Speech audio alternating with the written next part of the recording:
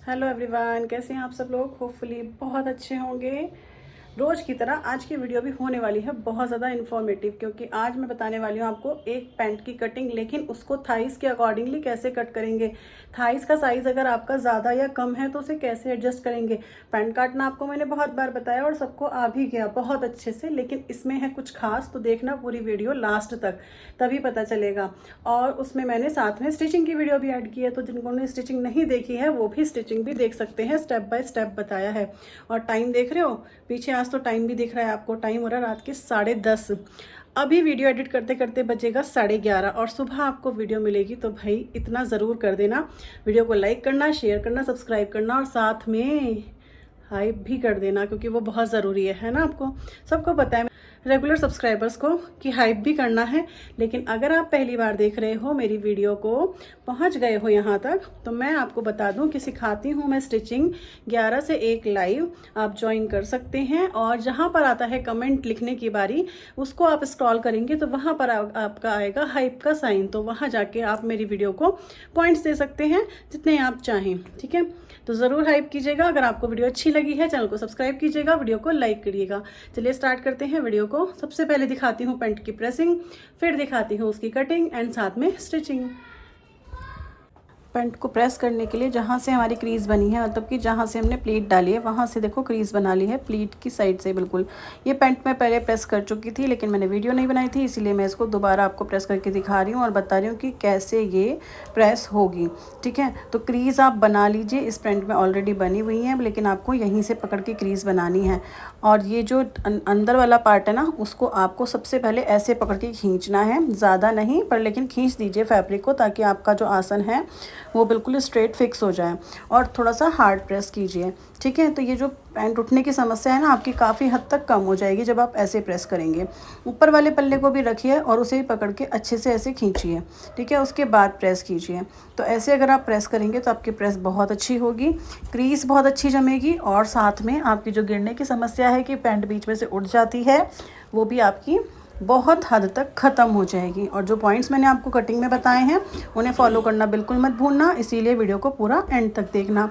Cutting वाले points बहुत ज़्यादा इंपॉर्टेंट हैं। अगर आपकी पैंट बीच में से उठती है तो बाहर की आवाज़ अगर थोड़ी सी आ रही हो डॉगी वगैरह की, तो उसे इग्नोर करना, क्योंकि भाई देखो रात में वीडियो को एडिट कर रही हूँ, उसके बाद भी आवाज़ इतनी आ ही जाती है, तो उसे इग्नोर कर दीजिएगा और अपनी वीडियो पे ध्यान दीजिएगा।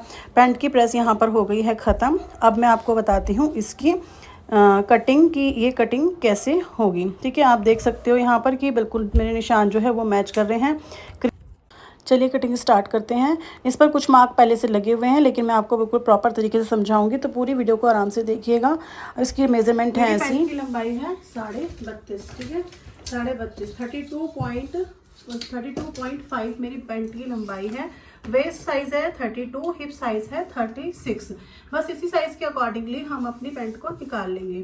तो सबसे पहले ऊपर से निकालेंगे 1 या 1.25 इंच, जितनी आपके पास इलास्टिक है या जितनी आप बेल्ट लगाना चाहते हैं उतना हम ऊपर निकाल लेते हैं। तो मैंने 1.25 इंच ऊपर छोड़ दिया है। बाकी जितनी मेरी बेल्ट है उसको हटा के यहाँ पर आई है 32.5 लंबाई। 32.5 जितनी आई है उतना मैंने ले लिया, साथ में फोल्डिंग के लिए ऐड कर लेंगे। ठीक है, फर्स्ट निशान हमने ये लगा दिया है। उसके बाद मैंने यहाँ से निशान लगाना शुरू करा है, क्योंकि ये जो है पूरा की पूरा किनारी वाला फैब्रिक आ रहा था तो अच्छा सा नहीं था, इसको मैंने निकाल दिया। अब यहाँ पर हमने लगाया वेस्ट का निशान। तो वेस्ट है हमारी 8 इंच।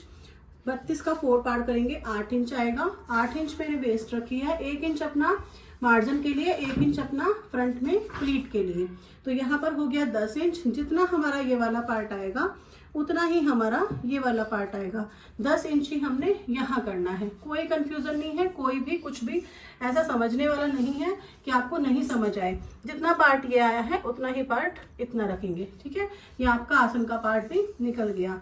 अब दूसरा क्या करना है, यहाँ से 2.5 इंच आगे, आसन से 2.5 इंच आगे, तो मेरा यहाँ पे पॉइंट आया है।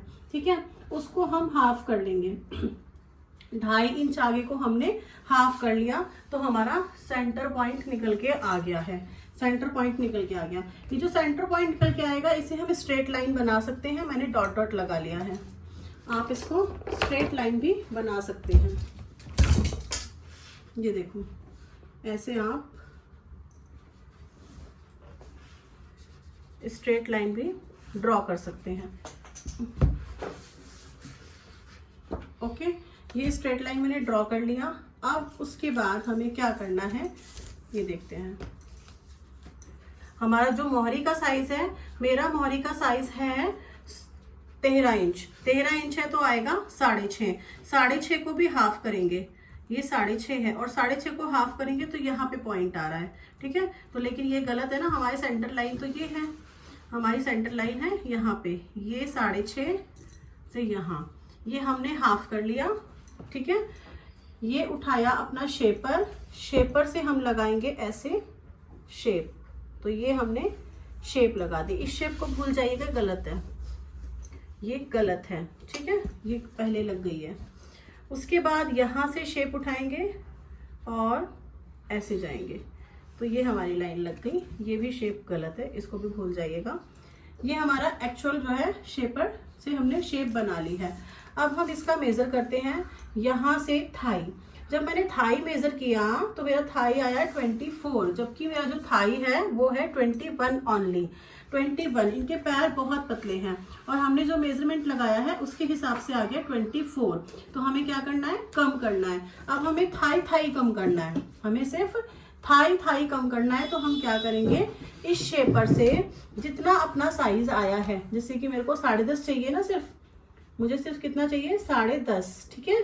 तो मेरी शेप कहाँ जाएगी, यहाँ पर। आप दोनों साइड भी कम कर सकते हो, ठीक है। 10.5 थाइज आई है 10.5, आप दोनों साइड भी कम कर सकते हो, सिंगल भी कम कर सकते हो, लेकिन दोनों साइड और सिंगल कहाँ कम करना है बस वो देखने वाली बात है। आपको यहाँ से शेप उठानी है और सिर्फ यहाँ तक लगानी है, सिर्फ यहाँ तक। बाकी आपका नीचे का पार्ट ऐसा कि ऐसा ही रहेगा। आपको शेप अपनी यहाँ से लेनी है और यहाँ तक लगानी है, ठीक है। अगर आपको दोनों साइड से कम करना है तो आप ऐसे कर सकते हो कि यहाँ से भी इतनी शेप लगाई और उसके बाद इसी शेप के अकॉर्डिंगली आपने फिर मैच कर दिया, ठीक है।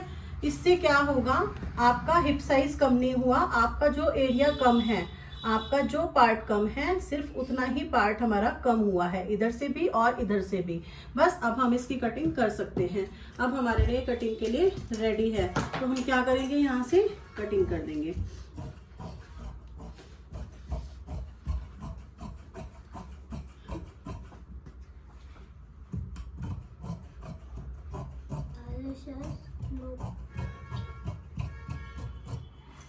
ठीक है, यहाँ से हम अपनी कटिंग कर देंगे। अब आप यहाँ से मेजर करके भी देख सकते हैं कि जो आपका पार्ट है ना थाइस का, वो इतना ही आएगा, ठीक है, वो इतना ही आएगा। तो अगर ऐसा आपके पास भी कोई कस्टमर आता है कि जिसकी थाइस कम है और आपको समझ नहीं आ रहा हो कि कैसे कम करना है, तो आप इस तरीके से कम करिएगा। अगर आपने यहाँ पे कम कर दिया तो आपका हिप लाइन कम हो जाएगा, और हिप लाइन कम हो जाएगा तो पैंट ऊपर आएगा ही नहीं। तो ये तरीका है आपका थाइस को कम करने का। वीडियो जैसी भी लगी है आपको ज़रूर कमेंट करके बताएंगे।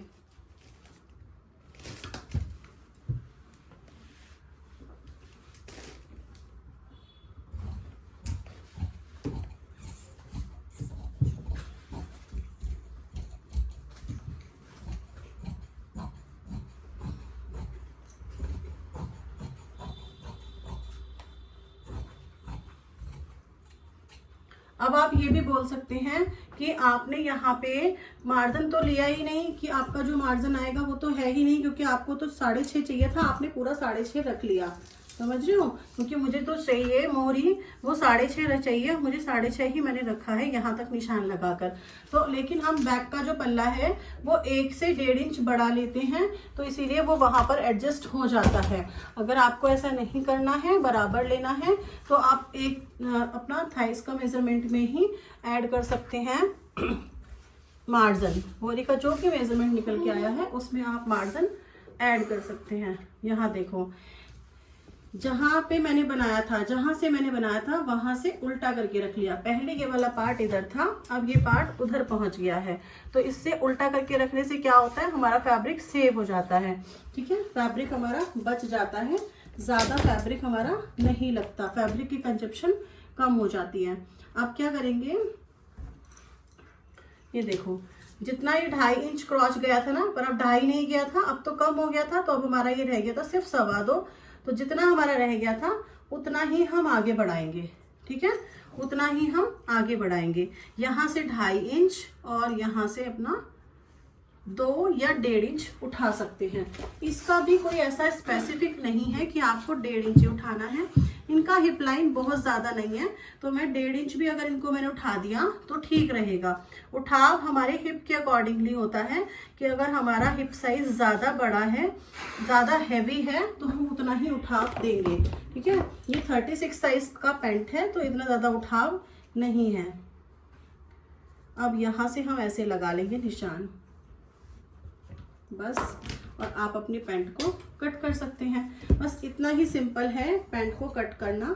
आप थोड़े थोड़े पॉइंट्स को ध्यान रखिए, वो छोटे छोटे पॉइंट्स को ध्यान रखते हैं तो हमें बहुत कुछ सीखने को भी मिलता है, अपना कॉन्फिडेंस भी इंक्रीज होता है। पर आपको खुद से ध्यान रखने पड़ेंगे। सबसे पहले उसके लिए आपको अपनी बॉडी को क्या करना है, रीड करना है। आपको अपनी बॉडी को रीड करना है। आप अपनी बॉडी को रीड कीजिए कि आपकी बॉडी कैसी है और कहाँ पर सिलाई में किस चीज़ की ज़रूरत है। अब आप देखेंगे एक और पॉइंट है इसका कि जब हम पैंट बनाते हैं तो बीच में से बहुत उठती है। जो भी व्यूअर फर्स्ट टाइम देख रहे होंगे उनको ये प्रॉब्लम होगी ही होगी कि पैंट बीच में से उठती है। वैसे तो मेरे सारे व्यूअर्स को पता है कि क्या होने वाला है, लेकिन जो नए देख रहे हैं उन्हें नहीं पता कि क्या होने वाला है। तो हम क्या करेंगे, यहाँ से 1/2 इंच डाउन करेंगे, ठीक है, इस तरफ से 1/2 इंच डाउन करेंगे। ये वाला पार्ट जो है वो नोचेस वहीं पर जाएगा जहाँ पर वो है, और इस वाले पार्ट में नोचेस हमारे 1/2 इंच डाउन आ जाएंगे, ठीक है, 1/2 इंच डाउन आ जाएंगे। ये आपको करना है, ये आपको करना है, ठीक है। बस आपकी पैंट कट गई है। अब आपको क्या करना है, पॉकेट निकालनी है, और आपको पॉकेट निकालने के लिए मैं 13 इंच से ज़्यादा पॉकेट कभी नहीं निकालती। इनकी तो हाइट भी कम है, तो 12 इंच की 11 इंच की पॉकेट इनकी चल जाएगी, क्योंकि अगर इनकी 13 इंच की पॉकेट निकाली तो बहुत ज़्यादा नीचे हो जाएगी। पॉकेट की जो विड्थ है वो 6 इंच कम से कम, बस, ज़्यादा से ज़्यादा 6.5, इससे ज़्यादा बिल्कुल भी मत रखिए।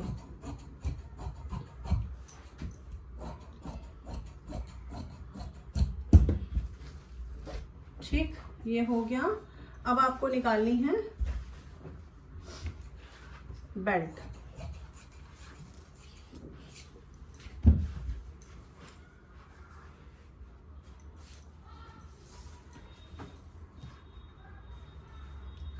रेस्ट फैब्रिक हमारा ये बचा है, हम यहाँ से भी बेल्ट को निकाल सकते हैं, क्योंकि आप देखेंगे कि बेल्ट हमारी कितनी है, तो 13 दूनी 26, और हमारा भी जाएगा यहाँ पे मार्जिन में, तो ये 12.5 ही रह जाएगी। और यहाँ पर जो बेल्ट है वो मेरी 24 है, जबकि 25 लगनी चाहिए। अच्छा है, ये क्योंकि मैं 4 इंच की, अच्छा कोई बात नहीं, 4 और 4, ठीक है। 4 इंच की बेल्ट मैं निकालती हूँ हमेशा। इसको लाइन को स्ट्रेट कर लेंगे,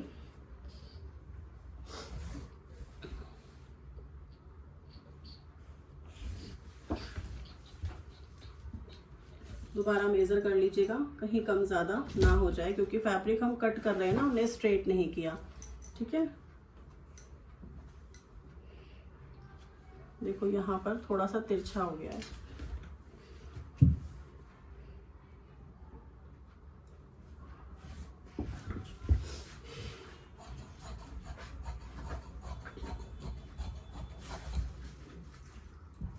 सर मुझे रात में से खुश हो जाएंगे।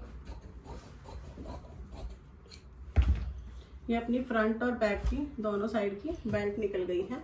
अगर आपको लाइनिंग वाली पैंट बनानी है तो इसको आप क्या करेंगे, लाइनिंग पे कट कर लीजिएगा। और अगर आपको लाइनिंग वाली नहीं बनानी है, तो लाइनिंग बोले तो अस्तर, ठीक है। अगर आपको अस्तर वाली पैंट नहीं बनानी है तो आप डायरेक्टली भी इसको कर सकते हैं।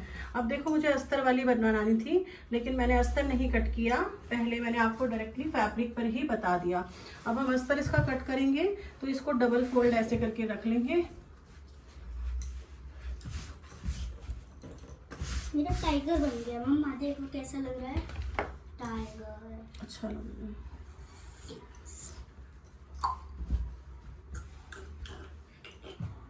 ये फैब्रिक मेरा थोड़ा सा शॉर्ट रह गया है, ये कुछ था जिसकी वजह से शॉर्ट रह गया फैब्रिक। तो यहाँ पे हम जॉइंट लगा लेंगे, इधर देखेंगे तो इधर भी हम जॉइंट लगा सकते हैं। ठीक है, ऐसे हम जॉइंट लगा लेंगे। एक बार हम ऐसे भी निकाल के देख लेते हैं। बेटा प्लीज़ प्लीज़ प्लीज़, देखो जब मैं ऐसे निकाल रही हूँ ना तो फिर से बिल्कुल पूरी हो रही है, लेकिन मैं आपको सजेस्ट कभी नहीं करूँगी कि आप ऐसे निकालो। मेरे पास फैब्रिक बहुत ज़्यादा कम रह गया है किसी वजह से, तो मैं इसको ऐसे निकाल रही हूँ। अदरवाइज़ आप ऐसे कभी मत निकालना, क्योंकि ये जो है रेयर केसेस पे तो हम निकाल ही सकते हैं। देखो जब हमारे पास फैब्रिक नहीं है या कुछ ऐसी बात हो जाए तो हमें निकालना ही पड़ेगा। अदरवाइज़ हमें ऐसे में लाइनिंग कभी नहीं लगानी चाहिए आड़ी। ठीक है, हमें लाइनिंग हमेशा सीधी ही लगानी चाहिए।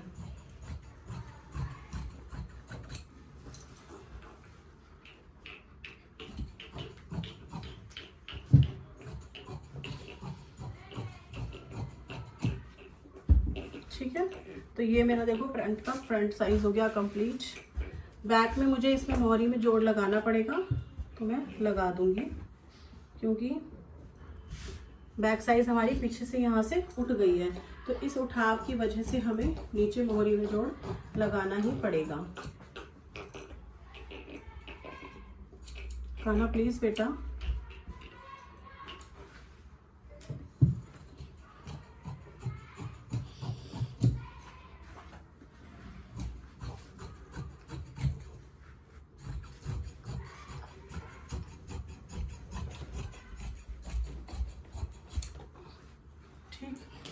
ये जो है आपका यहाँ पर, ठीक है, ये जो है इसमें आप देखो ये आपका फैब्रिक बचा है, इसको भी जॉइंट लगा सकते हो।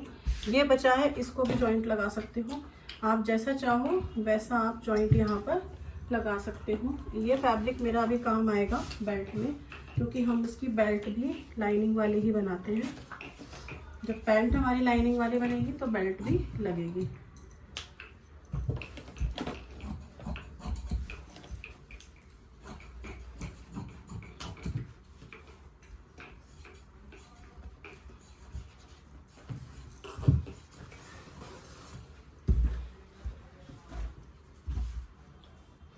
तो आपको कैसी लगी ये कटिंग? होपफुली आपको बिल्कुल अच्छे समझ में आई होगी।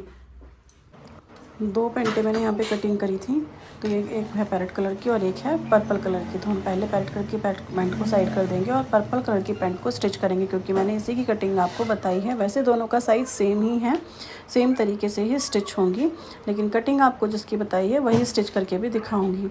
तो सबसे पहले क्या करेंगे, जो दोनों मेन फैब्रिक है उसमें एक पल्ला नीचे और एक पल्ला ऊपर हम लगा लेंगे लाइनिंग वाले फैब्रिक का।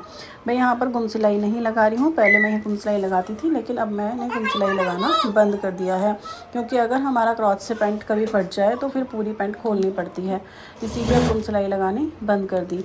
तो हम जब लगाएंगे तो हमने क्या करना है, सिलाई स्टार्ट करनी है और नीचे से 1 से 1.5 इंच तक छोड़ देना है और फिर वापस घुमाकर इसको स्टिच को पक्का करना है। 2 सिलाई आप हमेशा लगा लिया कीजिए। फिर हम इस पैंट को खोलकर पूरा कच्चा करेंगे, और कच्चा करने के लिए जो स्टिच हमारे पास रनिंग में चल रही है वही स्टिच यूज़ करेंगे, टाँका बड़ा नहीं करेंगे। रनिंग स्टिच बोलते हैं जो टाँका बड़ा होता है, तो उस टाँके को हम बड़ा नहीं करेंगे, ऐसे ही जो चल रहा है उसी स्टिच से करेंगे, क्योंकि ये स्टिच हमें खोलनी नहीं है। जो हम कच्चा टाँका लगाते हैं वो हमें खोलना होता है, इसीलिए हम कच्चा टाँका लगाते हैं, है ना। तो ये स्टिच हमें खोलनी नहीं है, तो हमारे पास जैसी है हम वैसे ही मशीन चला लेंगे। बड़ी स्टिच जब आप लगाते हो तो हल्का हल्का फैब्रिक भी सिकुड़ जाता है, उससे फिनिशिंग भी ज़्यादा अच्छी नहीं आती। अगर आपको खोलनी है स्टिच तो आपको लगानी होगी बड़ी, लेकिन अगर आपको नहीं खोलनी है तो आप छोटे स्टिच से भी काम चला सकते हैं अपना। अब मेरा धागा हो गया ख़त्म, तो बॉबिन दोबारा से फिल करके फिर से स्टार्ट हो गए। तो ये मैं दूसरा साइड जो है वहाँ पे कच्चा कर रही हूँ थाइस की साइड में। इस तरीके से ही आपको पूरी पैंट कच्ची अपनी कर लेनी है, ठीक है। अब फ्रंट वाले फैब्रिक को, जो फ्रंट वाला पीस है उसको भी हम ऐसा ही सिलेंगे, और मैं उसमें उसको कच्चा करने वाली जो प्रोसेस है वो आपको नहीं दिखाऊंगी, क्योंकि जो वीडियो है बहुत ज़्यादा लंबी हो जाएगी। एक में आपने देख लिया है। तो यहाँ भी हमने सेम प्रोसेस से निशान लगाया था और वही हमने कट किया। उसके बाद जैसे हमने बैक वाला पल्ला सिला था वैसे ही हम फ्रंट का स्टिच करेंगे। वीडियो को प्लीज़ पूरा ध्यान से देखना ताकि आपको एक एक पॉइंट बिल्कुल अच्छे से समझ में आए। अब फिर आई कच्चा करने की बारी, तो ये मैं प्रोसेस आपको नहीं दिखा रही हूँ, लेंदी नहीं करना चाहती वीडियो को। फ्रंट पार्ट में जब हमने कच्चा कर लिया तो फिर आई प्लीट की बारी। तो प्लीट जो हमारा निशान था उसी से हमने 5 इंच तक की प्लीट को डाल लेना है, और मैं कुछ इस तरीके से प्लीट डालती हूँ, कोना नहीं ख़त्म करती, स्टिच करके सीधा सिल देती हूँ। देखो ध्यान से दोबारा कैसे डालती हूँ, यहाँ तक गई, उसके बाद ऐसे कर दिया। तो ये जो प्लीट है ना मुझे अच्छी लगती है पर्सनली, इस तरीके की, थोड़ा सा गैप आ जाता है। ऊपर से लगाया मैंने 1.5 इंच निशान और फिर 5.5 इंच। तो जो हमारा पॉकेट का फैब्रिक है उसको रखेंगे और इस तरीके से सिलेंगे। पहले थोड़ी सी सिलाई लगाएंगे, फिर सीधी सिलाई, और फिर इसे वापस बाहर निकाल देंगे। बस पॉइंट पर आप बिल्कुल कट लगा लीजिए, क्योंकि पॉइंट जो है बहुत इंपॉर्टेंट होते हैं फिनिशिंग के लिए। अगर आपके पॉइंट पलट गए और फिनिशिंग बहुत अच्छी आई तो पैंट ऑटोमेटिकली देखने में आपको बहुत अच्छी लगेगी, क्योंकि जब भी आप मार्केट से कोई चीज़ खरीदने जाते हैं तो सबसे पहले फिनिशिंग देखते हैं। ऐसे ही जब आपके पास कोई कस्टमर लेने आता है तो सबसे पहले फिनिशिंग देखता है, उस बात का आपको ध्यान रखना है। पॉकेट को पलटेंगे और ऊपर एक सिलाई लगा देंगे, क्योंकि ये पॉकेट हमारी बेल्ट में अटैच होने वाली है। साइड से जो ओपनिंग है उसको मैं स्टिच करती हूँ कुछ ऐसे, और फिर गुम सिलाई करके डबल फोल्ड करके फिर से स्टिच कर देती हूँ। यहाँ पर ओवरलॉक मैं बहुत ही कम करती हूँ, जनरली आपको ओवरलॉक देखने को मिलेगा, लेकिन मैं बहुत ही कम करती हूँ, मैं ऐसे ही स्टिच कर देती हूँ।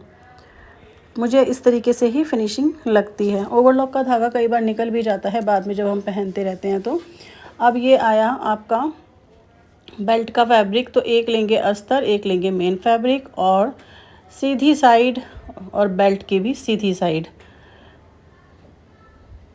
बेल्ट को स्टिच कर लेंगे।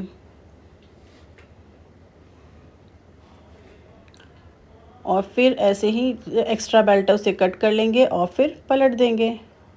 जितनी हमें रिक्वायर्ड मेज़रमेंट चाहिए उतनी मेज़रमेंट के अकॉर्डिंगली पलट दीजिए। जितना एक्स्ट्रा फैब्रिक है उसे अंदर फोल्ड कर देते हैं।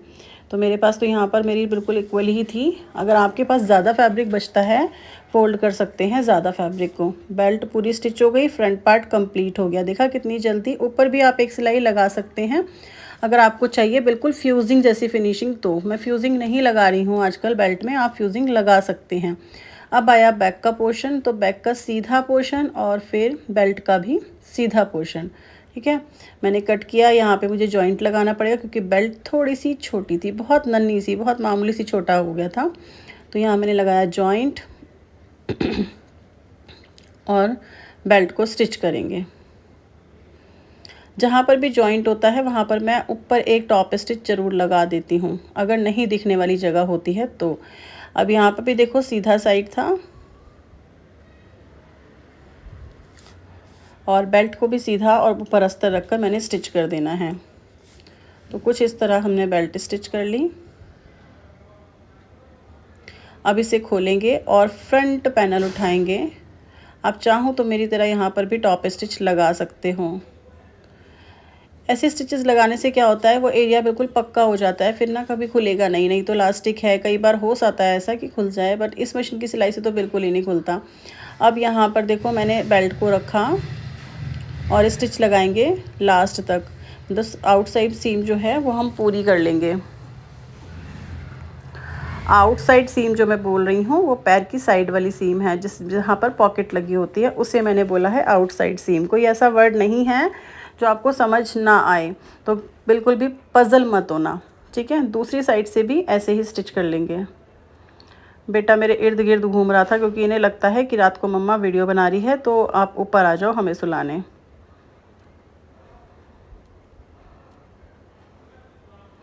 लाइट से कई बार आपको कम नज़र आता है, इसलिए मैंने लाइट ऑफ़ कर दी कि देखो शायद आपको कुछ ज़्यादा नज़र आ जाए। वैसे तो मैं प्रोसेस एक एक करके आपको सारी चीज़ें बता ही रही हूँ, लेकिन फिर भी अगर आपको स्टिचिंग दिख जाए तो और भी ज़्यादा बेस्ट है। अब जो एक्स्ट्रा फैब्रिक है उसे कट कर देंगे अगर आपका कुछ निकल गया है साइड से, अनइवन हो गया है तो। अब आती है बारी कि इलास्टिक कितनी लगानी है। तो देखो मैंने पहले भी बताया है, अब भी बता रही हूँ, जितनी मेरी एक साइड आती है उसमें मैं 2 इंच ऐड कर देती हूँ। मेरी यहाँ पर आई थी 12 इंच, 12 में मैंने 2 इंच ऐड किया 14 इंच, और 14 इंच मैंने बेल्ट को कट कर दिया। किसी भी चीज़ की कटिंग के बहुत सारे तरीके होते हैं, बेल्ट निकालने के भी बहुत सारे तरीके होते हैं, लेकिन मैंने अपना तरीका बताया जो मैं यूज़ करती हूँ और बिल्कुल परफेक्टली बैठता है। एक साइड से मैंने सिल दिया है, इलास्टिक को इस तरीके से अटैच कर देंगे। दूसरी साइड भी इस तरीके से ही अटैच कर देंगे।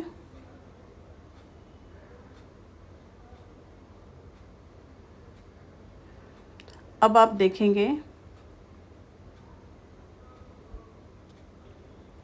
कि मैंने इसको पलटा और पलट के स्टिच लगा दिया।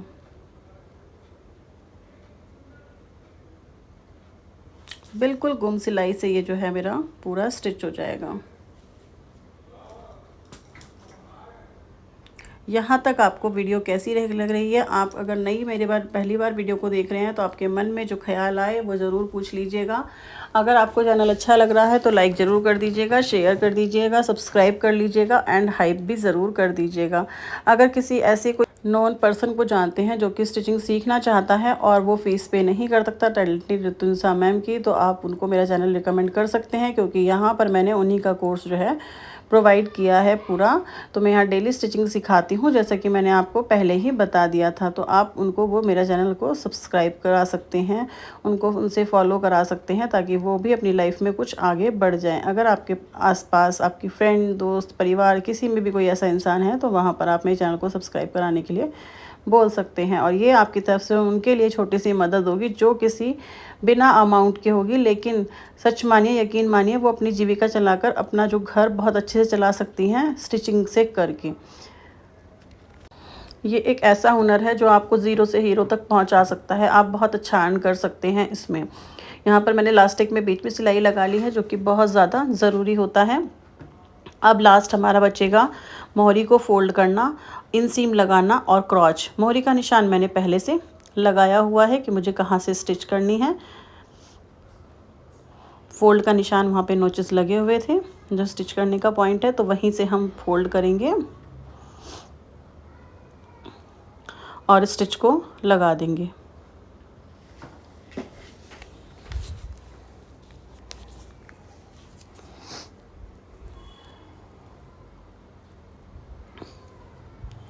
ऐसे ही दूसरी साइड को फोल्ड करेंगे। आपको पता है ना, इसमें थोड़ा सा जो है लेंथ कम रह गई थी अस्तर की, तो थोड़ा सा दिख रहा है, लेकिन वो फोल्ड होने में चला जाएगा, इसीलिए ज़्यादा नहीं लगाया। लाइनिंग का फैब्रिक एक्चुअली इस वे में बचा ही नहीं था। तो यहाँ पर हमने फिर से लगा दिए ऐसे स्टिच। बेटा आज मेरे इर्द गिर्द ही घूम रहा है। कोशिश तो बहुत की कि ये वीडियो में ना आए, लेकिन फिर भी आ ही गया, तो हम कुछ नहीं कर सकते, आप उसको देख लीजिएगा। इनसीम लगाएंगे। पहले अगर आपको नहीं पता है तो देखो मैं आपको लगा कर दिखा रही हूँ कि एक आप ऐसे कच्चे से इनसीम लगा लीजिए। कच्चा मीन्स कि जितना हमारा मेज़रमेंट नहीं आ रहा है, ऐसे ही रफ़ इनसीम स्टिच लगा लीजिए। तो मैंने यहाँ पर देखो मेज़र किया, तो मुझे चाहिए था यहाँ पर।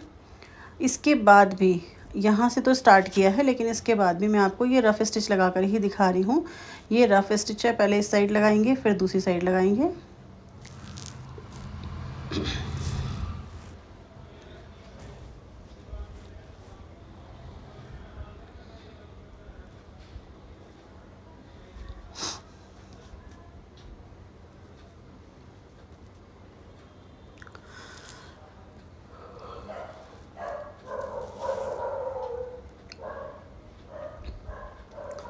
दूसरी साइड भी इनसीम स्टिच लग गई है। अब यहाँ पर हमें चेक करना है कि हमारी जो रिक्वायर्ड मेज़रमेंट है वह कहाँ तक आ रही है। तो यहाँ पे देखो मैंने थाइस का नाप लगाया, और उसके बाद मैंने नीचे जो पॉइंट था वो मेरी मोहरी का था ही, तो मैंने वहाँ तक पॉइंट लगाया, और इस पॉइंट को थोड़ा डार्क कर देंगे और इसे ट्रेस कर लेंगे। ट्रेस करने के बाद अपनी स्टिच को वहीं पर लगा देंगे जहाँ पर वो छप कर आई है। और फाइनली अपनी पैंट ऑलमोस्ट कंप्लीट हो गई है। कंप्लीट होने के बाद का लुक आपने देख लिया है, तो आपको पता है कैसी लग रही है हमारी पैंट। तो अब जाके आपको क्या करना है, चैनल को सब्सक्राइब, बेल आइकन को प्रेस करना है, ताकि वीडियो की नोटिफिकेशन आपको ऑन टाइम मिल जाए। और वीडियो की नोटिफिकेशन आपको तभी मिलेगी जब आप बेल आइकन को प्रेस करेंगे और मेरी वीडियोस को फुल वॉच करेंगे। नहीं तो आजकल यूट्यूब का नोटिफिकेशन आ गया कि वो ऐसे नोटिफिकेशन किसी को भी नहीं भेजेगा जिसने एक बार देखकर वीडियो को स्किप कर दिया हो। इसीलिए वीडियो को फुल देखा करो और साथ में बेल आइकन को प्रेस कर दो। लास्ट में हमारी बची है क्रॉच की, जो हमने स्टिच छोड़ी थी ना 1.5 इंच की, वही स्टिच लास्ट बची है। वहाँ पर हम दोबारा सिलाई लगाएंगे 2 बार और फाइनली हमारी पैंट हो गई है कंप्लीट। तो फटाफट जाओ, बेल आइकन को प्रेस करो, लाइक करो, शेयर करो, सब्सक्राइब करो और साथ में हाइप करो। अब देखो आपको पैंट कैसी लग रही है, फाइनल लुक पैंट का। आज के लिए इतना ही, कल फिर मिलती हूँ एक आपके लिए यूज़फुल आपकी वीडियो के साथ। आज आपने होपफुली बहुत कुछ सीखा हो। क्या सीखा है जल्दी से कमेंट करके मुझे